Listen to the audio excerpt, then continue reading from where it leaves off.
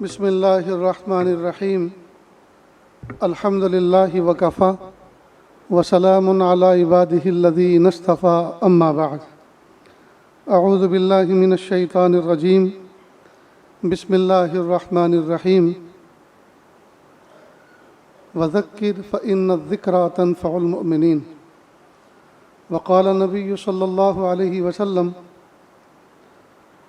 الا ان فی الجسد مضغة اذا صلحت صلح الجسد كله واذا فسدت فسد الجسد كله الا وهي القلب او كما قال عليه الصلاة والسلام سبحان ربك رب العزة عما يصفون وسلام على المرسلين والحمد لله رب العالمين اللهم صل على سيدنا محمد وعلى آل سيدنا محمد وبارك وسلم اللهم صل على سيدنا محمد وعلى آل سيدنا محمد وبارك وسلم اللهم صل على سيدنا محمد وعلى آل سيدنا محمد وبارك وسلم۔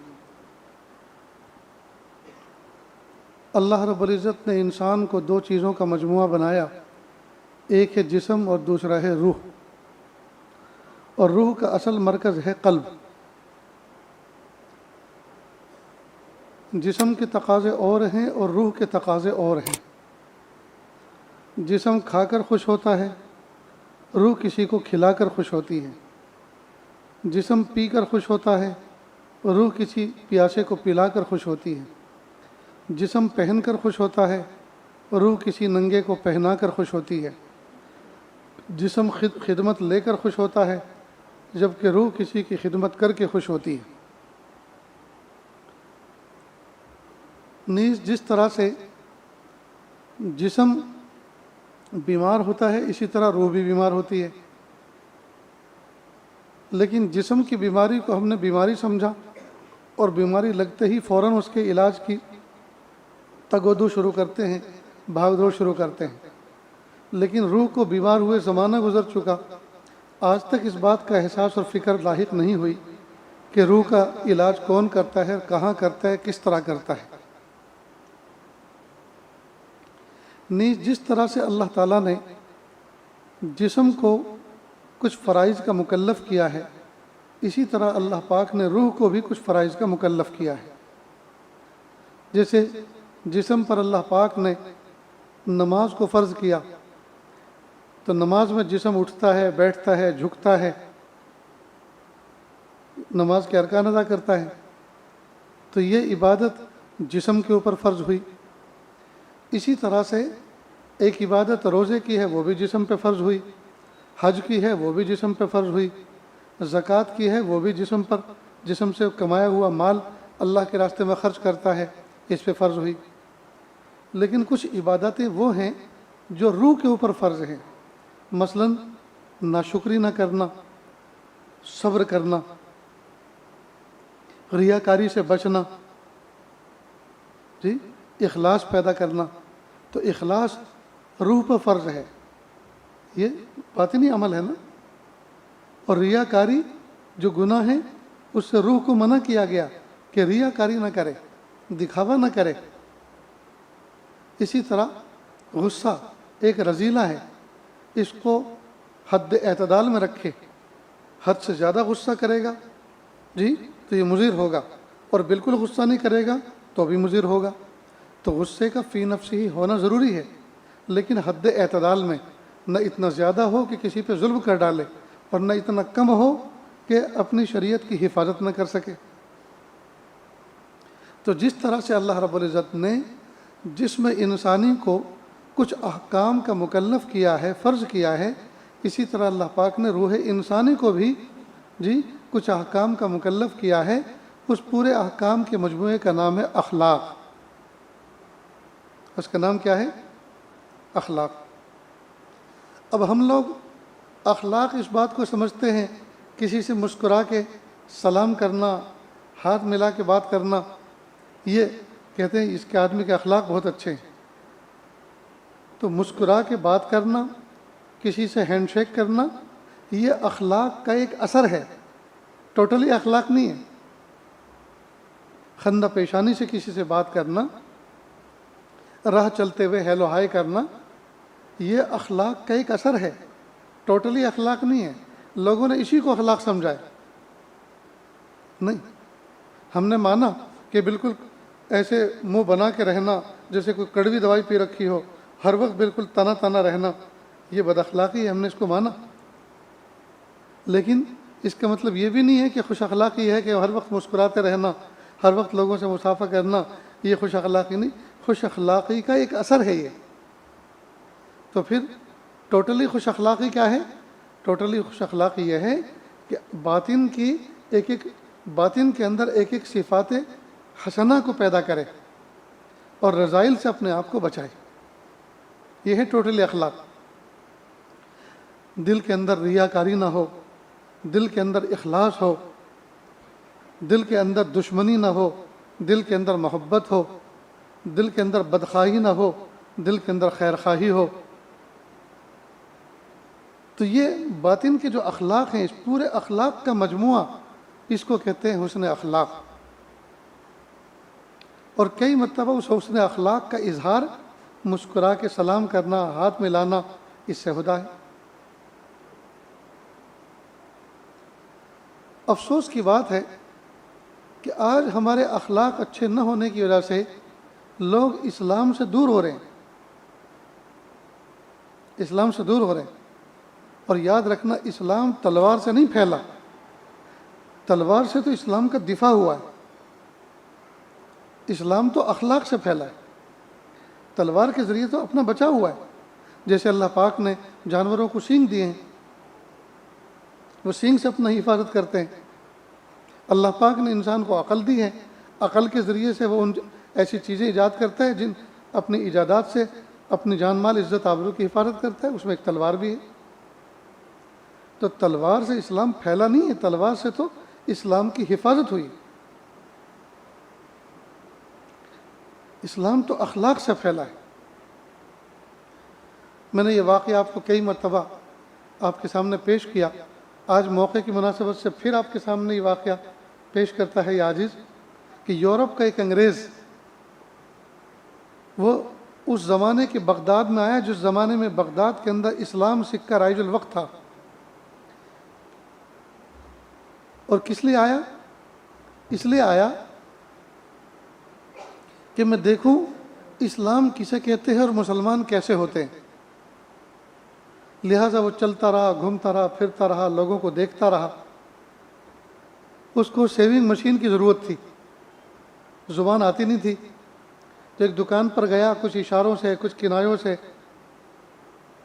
اپنی بات اس کے سامنے پیش کی، اور اپنے ساتھ میں جو ہینڈ پرس تھا اس کا کندھے کا بیگ، اس سے وہ مشین نکالی اور کہا ایسی چیز آپ کے یہاں ہے؟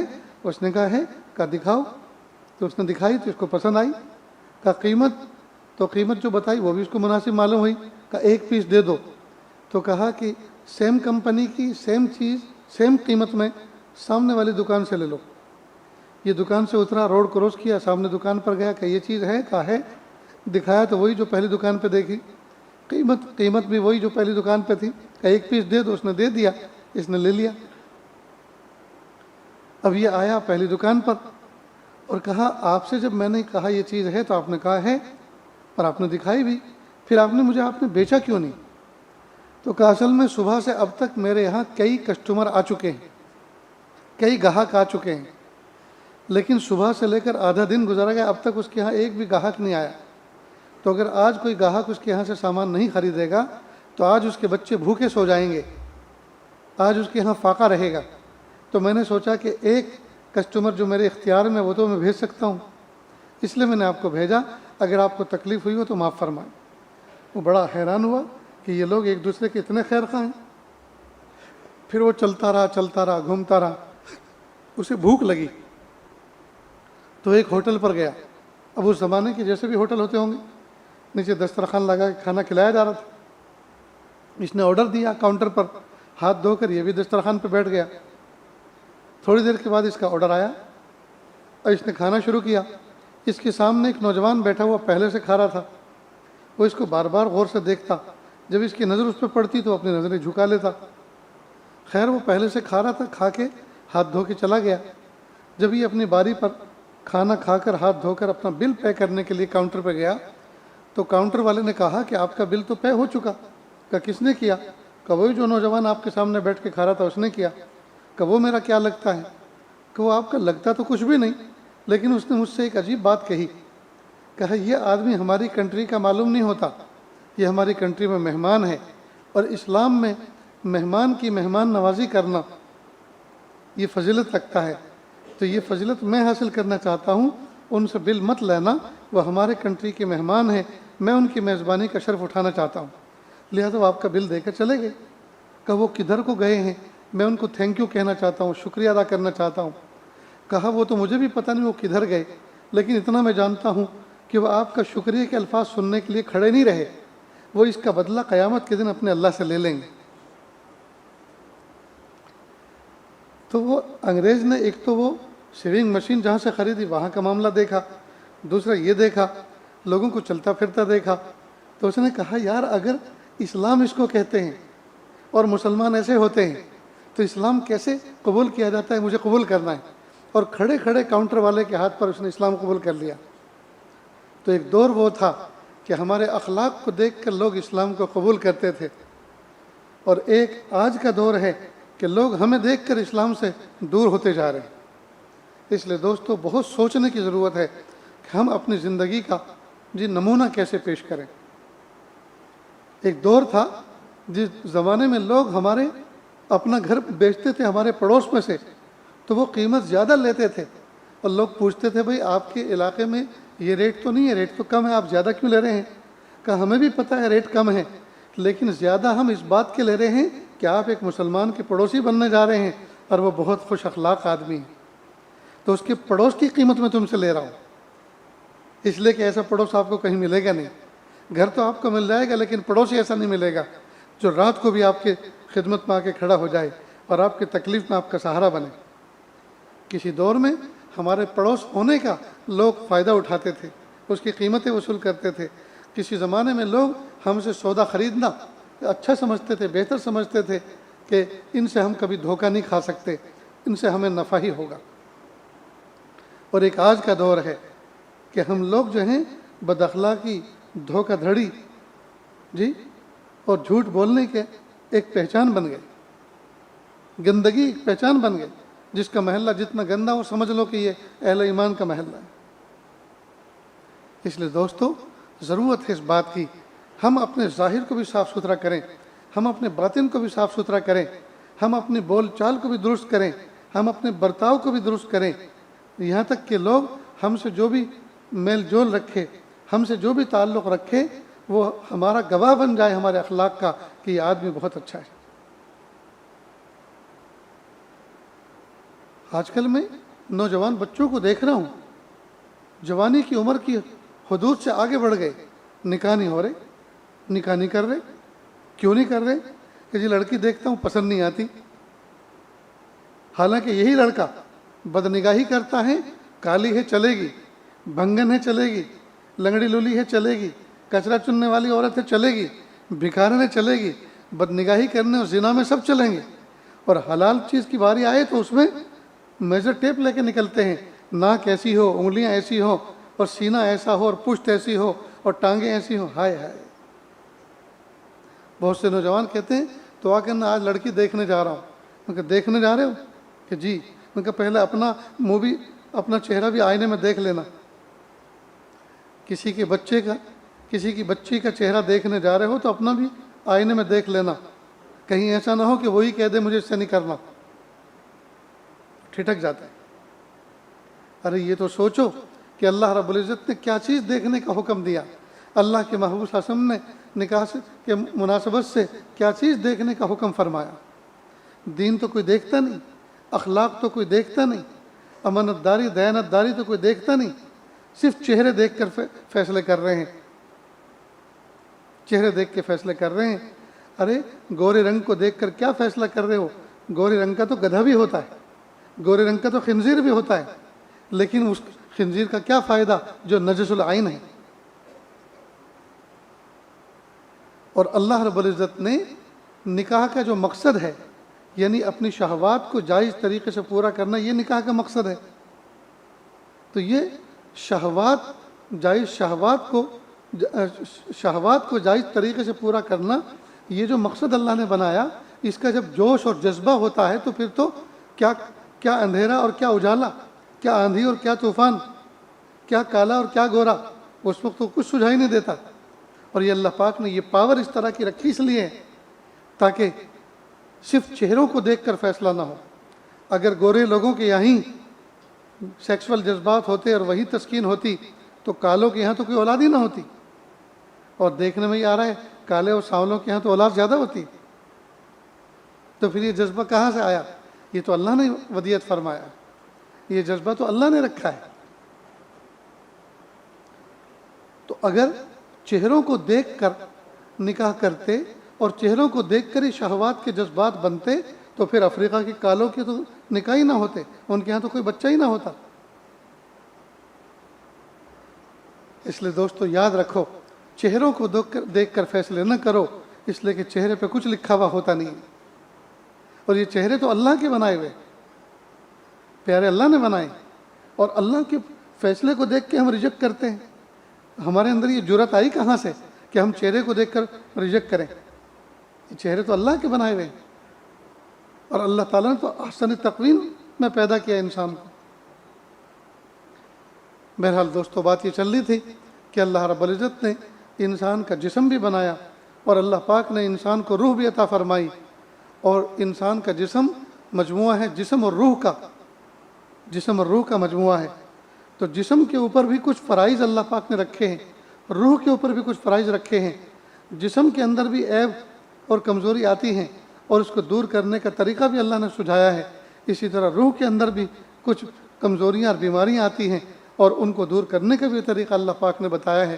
ہمیں چاہیے کہ ہم جسمانی علاج کا بھی بہترین سے بہترین انتظام کریں، روحانی علاج کا بھی بہترین سے بہترین انتظام کریں، اور جسمانی اور روحانی دونوں صحتوں کے ساتھ زندگی گزارنے والے بنیں، دونوں صحتوں کے ساتھ زندگی گزارنے والے بنیں۔ اپنے اخلاق کو اچھے سے اچھا کریں، اپنی عادات کو اچھے سے اچھا کریں، اپنی زبان کا لب و لہجہ درست کریں۔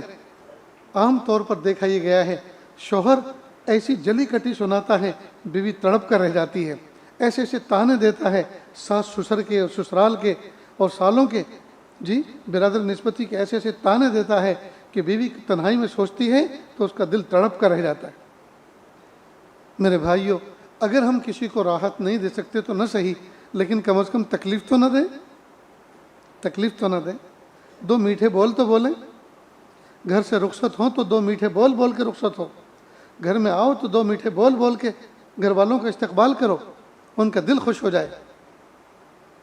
لیکن جس آدمی کی کسی پہ نہیں چلتی، وہ اپنی کمزور بیوی پہ اپنی چلاتا ہے، اور وہاں بہادر بنتا ہے، حالانکہ اس کی کوئی سننے والا نہیں، کوئی ماننے والا نہیں، لیکن وہ چونکہ کمزور ہے اور کمزور پہ ظلم کرتے ہیں۔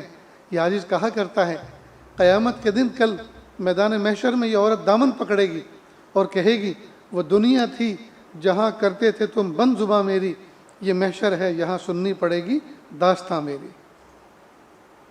تو پھر کون اس کے ہاتھ سے، اس کے پنجے سے دامن کو چھڑا سکے گا؟ وہاں تو اللہ تعالیٰ اس کی حمایت میں ہوں گے، اور اللہ تعالیٰ اس کو انصاف دلائیں گے۔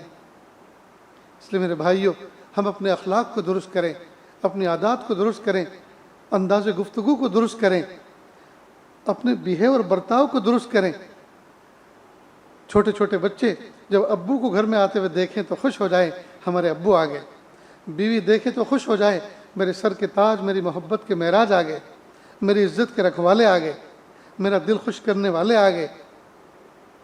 یہ کیفیت ہونی چاہیے۔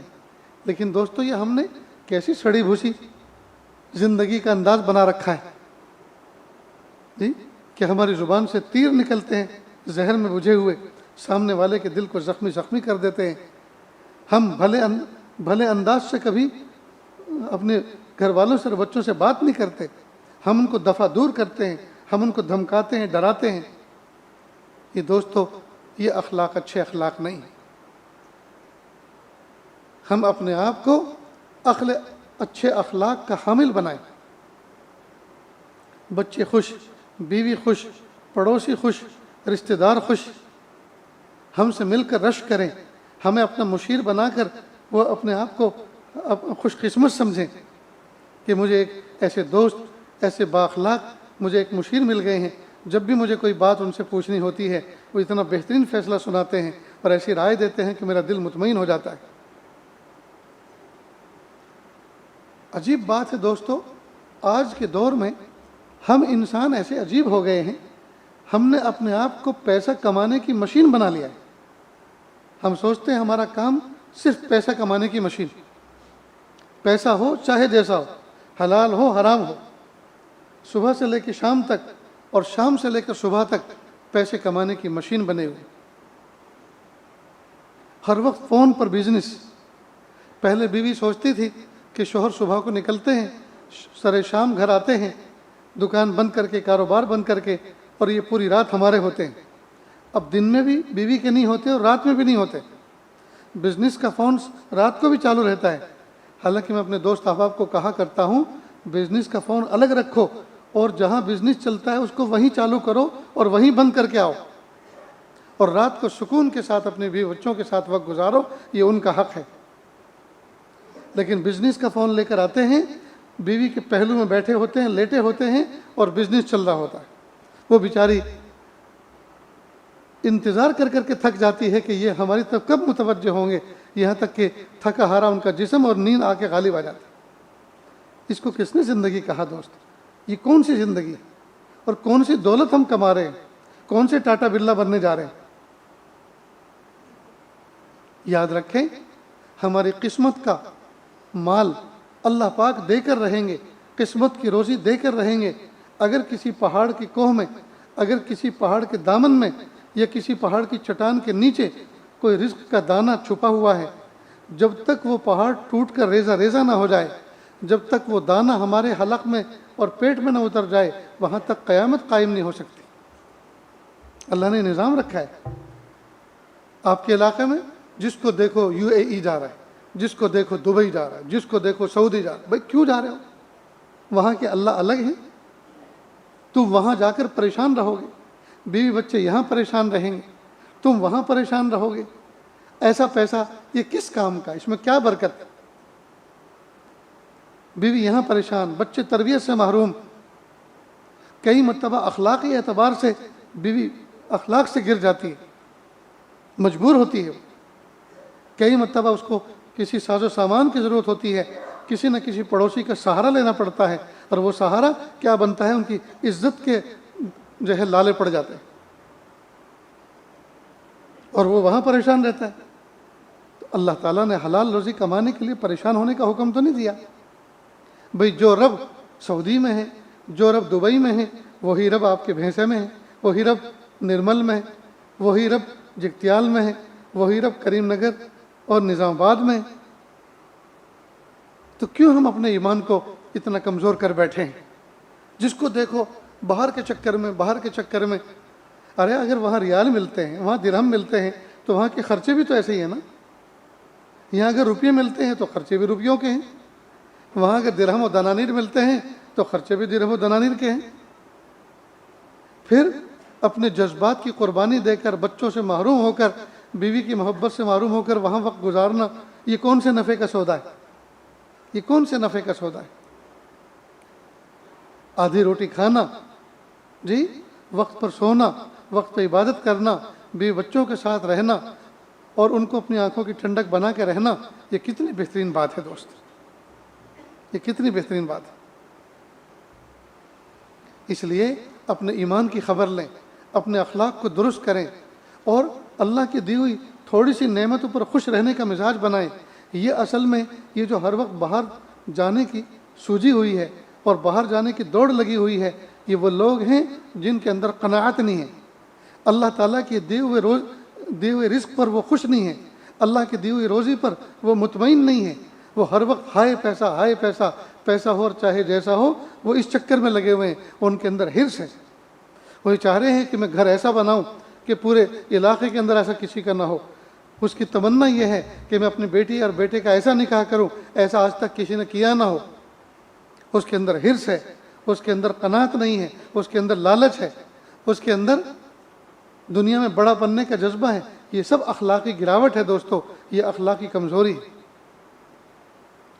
تھوڑے سے پیسوں پر خوش ہو جانا، اللہ کی تھوڑی سی نعمتوں پر خوش ہو جانا اور اللہ کا شکر ادا کرنا، اللہ تعالیٰ اس سے اتنا خوش ہوتے ہیں کہ تھوڑی نعمتوں پر جب بندہ شکر کرتا ہے، اس شکر کی برکت سے اللہ وہ نعمتیں بھی دیتے ہیں جو اب تک نہیں دی، وہ نعمتیں بھی دیتے ہیں جو اب تک نہیں دی۔ اور زیادہ نعمتوں پر خوش نہ ہونا اور زیادہ سے اور مزید فی کی امید رکھنا، اس کا مطلب یہ کہ طبیعت کے اندر ناشکری ہے، اور ناشکرہ کبھی بھی خوشحال نہیں ہو سکتا، وہ ہمیشہ اللہ کی پکڑ میں رہتا ہے، وہ اللہ کی ناراضگی اس کا دامن پکڑ لیتے، اس لیے کہ لئن شکرتم لازیدنکم، اللہ فرماتے تم شکر کرو گے تو ہم تمہاری نعمتوں میں ضرور بھی ضرور، تاکید کے ساتھ فرمایا، ہم نعمتوں میں اضافہ کریں گے، اور اگر تم نافرمانی کرو گے تو یاد رکھنا ہماری پکڑ بڑی دردناک ہے۔ اتنی بڑی وارننگ ملنے کے بعد، اتنی بڑی خوشخبری ملنے کے بعد پھر بھی ہم اپنے آپ کو بیلنس نہ کریں، کتنی بری بات ہے، پھر بھی سمجھ کے زندگی نہ گزاریں، کتنی بری بات ہے۔ اس لیے دوستو اپنے اخلاق کو درست کریں، اپنے اندر اخلاص پیدا کریں، ریاکاری کے ناپاک جذبے سے بچیں۔ بڑی سی کار نکال کے لائیں گے، اس میں سائلنسر ایسا لگوائیں گے جی کہ وہ جو ذرا سا ایکسیلیٹر دے پورا محلہ اس کو پتہ چل رہا ہے کہ فلاں نے اپنی گاڑی سٹارٹ کی ہے۔ تو یہ ریاکاری، یہ ریاکاری کا ناپاک جذبہ ہے، اللہ کو یہ پسند نہیں ہے۔ کتابوں میں یہاں تک لکھا ہے کہ اگر کوئی آدمی لباس اس لیے اچھا پہنتا ہے تاکہ لوگ میری تعریف کریں، اور تعریف کروانے کے لیے لباس پہنتا ہے، قیامت کے دن اللہ رب العزت اس کو ذلت کا لباس پہنائیں گے۔ آدمی یہاں تک کہ شریعت نے تو یہاں تک حکم دیا، ہمارے بڑوں نے ہمیں یہاں تک سمجھایا، اگر آپ کے یہاں چھوٹے چھوٹے بچے ہیں اور آپ ان کے لیے کوئی کھانے پینے کی چیز لے کر آ رہے ہیں یا کھیل کھلونے لے کر آ رہے ہیں تو دروازے بند کر کے بچوں کو دو، تاکہ کہیں ایسا نہ ہو یہ بچے کھانے پینے کی چیز لے کر بازار میں جائیں، گھر کے باہر جائیں، محلے میں کھیل کھلونے لے کر باہر جائیں، اور وہاں کوئی یتیم بچہ ہو، وہاں کوئی یتیم بچہ ہو، اور وہ یتیم بچہ اس کھلونے کے دیکھے اور اس کو اپنا باپ یاد آ جائے، کاش میرے ابا ہوتے میرے لیے بھی کھلونا لا کر دیتے، کاش میری امی ہوتی مجھے بھی ایسی چیز کھانے کو لا کر دیتی۔ تو آپ کے بچے نے اس یتیم بچے کا دل دکھا دیا، اور بچے نے کیا دکھایا؟ آپ نے بچے کی تربیت نہیں کی، آپ سبب بنے یتیم بچے کا دل دکھانے۔ تو اگر آپ اپنے بچوں کو محلے میں کھلانا چاہتے ہیں تو آپ کے اندر پھر اتنا ظرف اور ہمت بھی ہونی چاہیے کہ آپ ایسے چند کھلونے اور لے کر آئیں تاکہ اپنے بچے کے ذریعے سے آپ ان یتیم بچوں تک بھی پہنچائیں، تاکہ ان کا دل خوش ہو جائے۔ تو یہ اخلاقی تعلیم نہیں ہے تو اور کیا ہے کہ ہم اپنے محلے کے اندر، گھروں کے اندر اپنے بچوں کے ساتھ اس طرح رہیں کہ کسی کو تکلیف نہ پہنچے۔ ہم اپنے بچے کا نکاح کریں تو اس طرح سادگی کے ساتھ شریعت کے مطابق کریں کہ یتیم بچیوں کو بھی حوصلے مل جائیں کہ ہمارا بھی کسی دن ایسے ہی نکاح ہو جائے گا۔ لیکن جس دن مالداری کے چوچلے دکھاتا ہے اور شادی بیاہوں کے اندر رنگ بکھیرتا ہے طرح طرح کے، تو یتیم بچی اس دن اپنی موت کی تمنا کرتی ہیں اور اللہ سے موت مانگتی ہیں، پیارے اللہ میری ماں نہیں ہے، میرا باپ نہیں ہے، میرے اپنے بھائیوں پر میں بوجھ بننا نہیں چاہتی، اللہ مجھے دنیا سے اٹھا لے، مجھے دنیا سے اٹھا لے، اس لیے کہ فلاں پڑوسی، ہمارا فلاں پڑوسی جو اپنے بچوں کی نکاحوں میں جو کچھ کر رہا ہے، ایسا تو ہمارے بھائی کبھی نہیں کر سکتے، ان کے پاس تو مال و دولت شاید زندگی میں اتنا کبھی نہیں آ سکتا، وہ ہمیشہ پریشان رہیں گے یا وہ قرضے کریں گے اور زندگی بھر قرضوں سے ان کو نجات نہیں ملے گی۔ پیارے اللہ میری وجہ سے میرے بھائی پریشان رہیں، میں ان کو تکلیف دے کر زندہ رہنا نہیں چاہتی، اللہ مجھے اٹھا لیجیے، وہ دعائیں کرتی۔ تو اگر ہمارے اخلاق اچھے ہوں اور ہم سادگی سنت و شریعت کے مطابق اپنے بچوں کے نکاح کرائیں تو یتیم بچوں کو اور بےکس اور بے سہارا بچوں کو حوصلے مل جائیں گے کہ ایک دن ہم بھی ایسے ہی سادگی سے کر لیں گے۔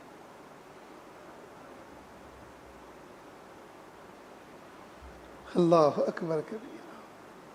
ہمارے بزرگوں میں ایک بزرگ گزرے ہیں دیوبند کے اندر، ان کے ہاں مفتی اعظم پڑوسی ملک کے مفتی شفیع صاحب رحمۃ اللہ علیہ، حضرت مفتی تقی عثمانی صاحب دامت برکاتہم کے والد بزرگوار، وہ تشریف لے گئے تو انہوں نے دسترخوان پر کچھ کھانا پینا رکھا اور کچھ آم رکھے. اس کے بعد وہ سمیٹنے لگے. تو حضرت مفتی شفیع صاحب رحمۃ اللہ علیہ نے سوچا میرے بڑے ہیں، استاد ہیں، حضرت میں دسترخوان سمیٹ دیتا ہوں. کہا نہیں، میرا ایک خاص انداز ہے دسترخوان سمیٹنے کا. اب خاص انداز تو کیا تھا، وہ تو اصل میں ان کی تربیت کرنا چاہتے کہ تم مہمان ہو میرے اور میں میزبان ہوں، تو یہ کام تو میزبان کا ہے، تم کیوں کرو گے. لیکن ضمناً ایک بات اور بھی کہہ دی کہ میرے دسترخوان اٹھانے کا ایک دوسرا انداز آپ دیکھتے رہو. پھر نے دسترخوان سمیٹا. اس کے اوپر جو روٹی کے ذرات پڑے ہوئے تھے ان کو ایک کنارے کیا، جمع کیا، اور ایک ایسے کنارے پہ ڈال کر آئے جہاں چیونٹیاں نکلا کرتی ہیں، تاکہ وہ چیونٹیاں روٹی کے ذرات سے اپنا پیٹ بھر لیں. اس کے بعد آم جو تھے ان کے چھلکے تھے، ان کی گٹھلیاں تھیں، تو گٹھلیاں ایک دوسری جگہ پہ ڈال کر آئے اور آم کے چھلکے دوسری جگہ پہ ڈال کر آئے. اور کہا یہ آم کے چھلکے میں نے مختلف جگہوں پہ اس لیے ڈالے ہیں کہ کسی جگہ ڈھیر سارے اگر چھلکے پڑے ہوئے ملیں گے تو یہ محلہ غریبوں کا ہے، ان کو یہ تکلیف ہوگی. دیکھو ان کے یہاں تو اتنے آم کھائے جا رہے ہیں اور ہمیں نصیب نہیں. اور میں نے مختلف جگہوں پہ اس لیے ڈال دیے کہ یہ غریبوں کا محلہ ہے، ان کے یہاں بکریاں پلتی ہیں تو ان کی بکریوں کا غذا کا سامان ہو جائے گا. اور وہ جو اس کی گٹھلی ہیں وہ ایک خاص جگہ پہ میں ڈال کر آیا ہوں، کیونکہ یہ برسات کا موسم چل رہا ہے اور زمین میں نمی ہے، تو یہ جلدی اگ جائیں گی.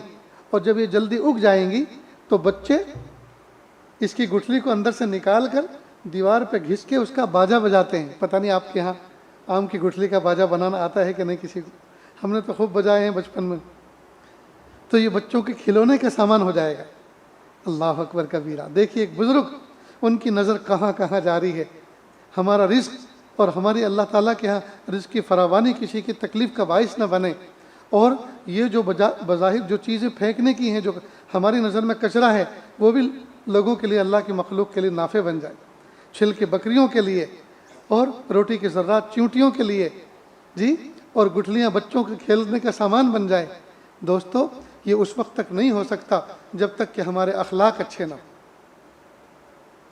ہمارے اخلاق اچھے نہ ہوں.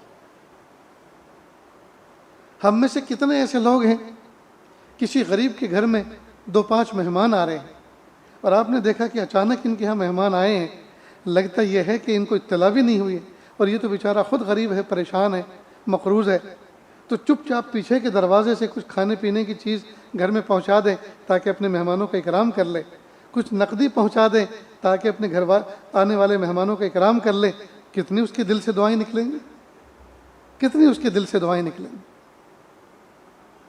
لیکن اس طرف ہماری توجہ نہیں جاتی، اور توجہ اس لیے نہیں جاتی کہ اندر کا معاملہ، اخلاق کا معاملہ خراب ہو چکا ہے. اس لیے دوستو اخلاق کو اچھا کریں، اپنی عادات کو درست کریں، جی، اور اللہ تعالیٰ سے اس کو دعاؤں میں مانگیں. میرے پیارے اللہ، جس طرح سے آپ نے ہمیں صحت مند خوبصورت جسم عطا فرمایا، یا اللہ حسن اخلاق کی دولت سے ہمیں مالا مال فرما. ہماری ذات سے نہ گھر والوں کو تکلیف ہو، نہ باہر والوں کو تکلیف ہو. ہماری ذات سے اگر کسی کو نفع نہیں پہنچ سکتا تو کم از کم تکلیف نہ پہنچے. یہ سبق یاد رہے گا دوستو. اللہ تعالیٰ سے دعا ہے اللہ تعالیٰ ہمیں بلند اخلاق کی دولت عطا فرمائے، اللہ بلند کردار کی دولت عطا فرمائے. پیارے اللہ ہمیں خندہ پیشانی سے زندگی گزارنے کی توفیق عطا فرمائے، اور اللہ ہم سب کو ایسا بنا دے ہم اللہ کو پسند آ جائیں. سبحان الملک الاعلی الوہاب. ہاتھ اٹھا لیجیے، دعا کر لیں. بسم اللہ الرحمن الرحیم.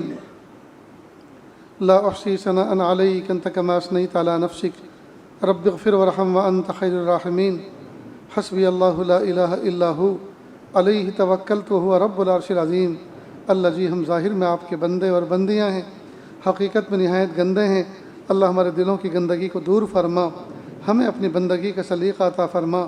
شرمندگی والے کاموں سے ہماری حفاظت فرما، برے دن سے، بری بات سے، بری رات سے، برے انجام سے ہماری حفاظت فرما، سوء خاتمہ سے ہماری حفاظت فرما. اللہ جی، یہ ہاتھ اٹھائے جانے کے قابل نہیں اور یہ زبان کو سوال کرنے کے قابل نہیں. آپ سے نہ مانگے تو کس سے مانگیں، آپ سے سوال نہ کریں تو کس سے سوال کریں. ایک کمزور ایک قوی کے دروازے پر، ایک سائل ایک سخی کے دروازے پر، ایک محتاج ایک غنی کے دروازے پر حاضر ہے. میرے پیارے اللہ، ہمارے دلی جائز نیک تمناؤں کو پورا فرما، ہمیں محروم نہ فرما. پیارے محبوب صلی اللہ علیہ وسلم کی امت جہاں جہاں پریشان ہے، یا اللہ ان کی پریشانیوں سے نجات عطا فرما. یا اللہ جہاں جہاں ظالمین ان پر ظلم کر رہے ہیں، یا اللہ ظالموں کی قسمت میں ہدایت ہے کہ اللہ ہدایت دے کر کام ختم فرما، اور اگر ہدایت نہیں ہے تو پیارے اللہ قوم عاد و سمود کی طرح ان کو تباہ و برباد فرما۔ یا اللہ ان کی بوٹی بوٹی بکھیر دیجئے، اللہ حق کا بول بالا فرمائیے، باطل کا منہ کالا فرمائیے، یا اللہ عزتوں کے فیصلے فرمائیے، ذلت اور رسوائی سے حفاظت فرمائیے۔ یا اللہ اس محفل میں نہ جانے کتنے دکھیارے، نہ جانے کتنے غم کے مارے بیٹھے ہوئے ہیں، سب کے دلوں کے اندر کچھ آرزویں ہیں، سب کے دلوں کے اندر کچھ تمنائیں ہیں، اللہ عافیت سے پوری فرما۔ اللہ جی ہم سب کو ایسا بنا دیجئے ہم آپ کو پسند آ جائیں۔ میرے پیارے اللہ ہم میں جو بیمار ہیں ان کو شفا عطا فرما، ہم میں جو کمزور ہیں ان کو قوت عطا فرما، یا اللہ ہم میں جو مقروض ہیں ان کے قرضوں کی ادائیگی کی شکلیں پیدا فرما۔ میرے پیارے اللہ رحم کا معاملہ فرما، کرم کا معاملہ فرما۔ یا اللہ ہمارے اس ملک میں ہمیں اسلامی تشخص کے مطابق زندہ رہنے کی توفیق عطا فرما۔ میرے پیارے اللہ جو میرے محبوب صلی اللہ علیہ وسلم کی دین کی اور میرے محبوب صلی اللہ علیہ وسلم کی سنتوں کی مذاق اڑائیں، کہ اللہ آپ ان کے لیے کافی ہو جائیے، اللہ آپ ان کے لیے کافی ہو جائیے۔ اللہم انا نجعلک فی نحورہم ونعوذ بک من شرورہم، اللہم استر عوراتنا وآمن روعاتنا۔ اللہ رحم کا معاملہ فرما، عافیت کا معاملہ فرما، اللہ ہمارے مستقبل کو روشن فرما، ہمارے حال کو اچھا فرما۔ یا اللہ ہمارے دوست احباب کو بہترین بدلہ عطا فرما، ہمارے دوست احباب کو یا اللہ ہدایت کامل عطا فرما۔ یا اللہ اس ادارے کو دن دونی رات چوگنی ترقی عطا فرما۔ جن بچے اور بچیوں کا نکاح اس محفل میں وجود میں آیا، یا اللہ ڈھیر ساری برکتیں عطا فرما۔ یا اللہ میاں بیوی میں ایسی محبت عطا فرما جیسے عائشہ صدیقہ رضی اللہ تعالیٰ عنہ اور پیارے محبوب صلی اللہ علیہ وسلم کے درمیان تھی۔ میرے پیارے اللہ ریاکاری کے ناپاک جذبے سے ہماری حفاظت فرما۔ وصلی اللہ تعالیٰ علی خیر خلقہ محمد و آلہ و اصحابہ اجمعین برحمتک یا ارحم الراحمین۔